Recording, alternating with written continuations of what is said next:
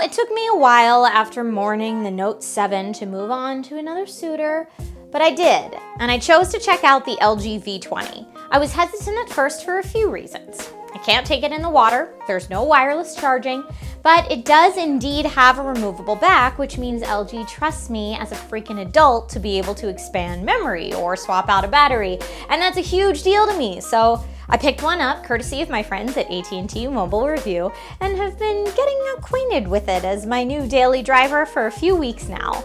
Here's my probably a little bit too honest opinion of what I found. TLDR, it's the weird kid at school, but I kind of like it.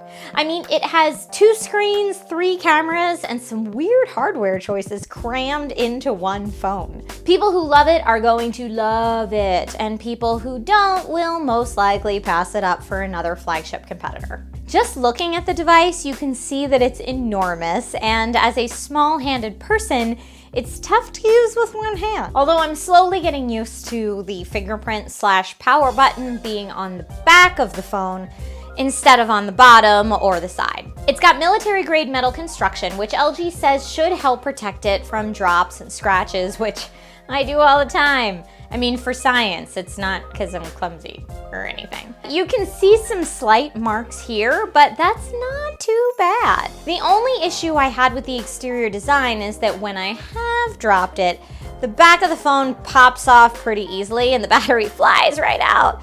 One of my favorite features is also my greatest downfall. Seriously though, it'd be nice if it stuck on there just a little bit tighter. Speaking of the back coming off, ta-da! You can add an SD card for more storage, swap or replace a battery whenever you want, swap a SIM for international travel, it supports both GSM and CDMA, or perform your own phone surgeries if something should go awry and need replacing. Thank you for treating me like an adult, LG. If I mess it up, that's on me, and that's how I like it. I was sad that wireless charging is not an option because I've come to love my little charging pads sitting on my furniture, but there are accessories like this one from Showtech that make it possible. Check it out.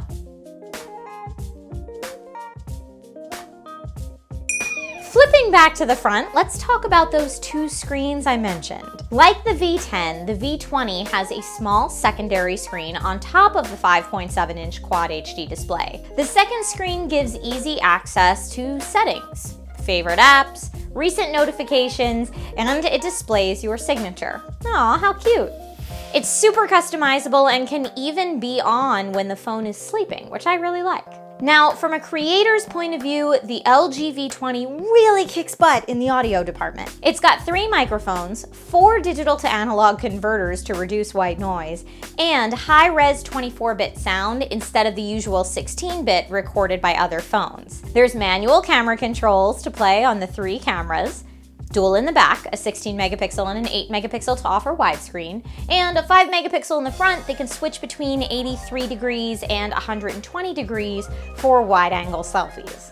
Plus, it's got optical image stabilization, which I love. I've seen other reviewers say that they felt the pictures are kind of washed out and muddy, but I actually liked my results better than the pictures I took on my S6 Active, which I use all the time. The wide angle from the back camera does give a bit of a fisheye look at the edges though, if that's something you're concerned with. Battery size wise, it's not as large as some of its competitors at 3200 milliamps, but it gets me through the day just fine, and I consider myself a power user. If it is an issue for you, remember that battery is swappable and it will quick charge up to 75% in 1 hour. Now, it's LG's latest flagship, so it's pretty well rounded with top-notch specs, and it comes with Android Nougat, which is great. What's not so great is that $800 unlocked price point. Yeah, I know. I mean, I get it, DAC, hi-fi video and audio, dual cameras, all of that's expensive, but wow!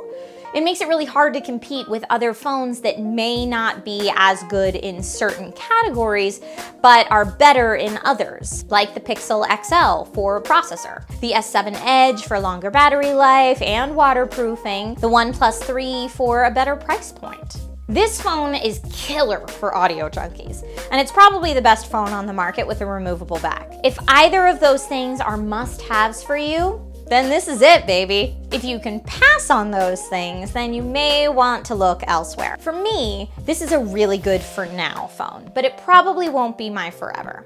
I can't wait to see what is announced at Mobile World Congress next month. I would absolutely love to see a waterproof, wireless charging, fast as hell phone with expandable storage that I can get inside of. And if it takes great photos, videos, and audio recordings, that would be the cat's ass. Yeah. So what smartphone has you excited for 2017? Let me know in the comments. Also, if you like this video, please give it a like. And if you want to see more techie, gamey, vloggy stuff, then please subscribe. Thanks so much for watching, guys, and I'll see you next time.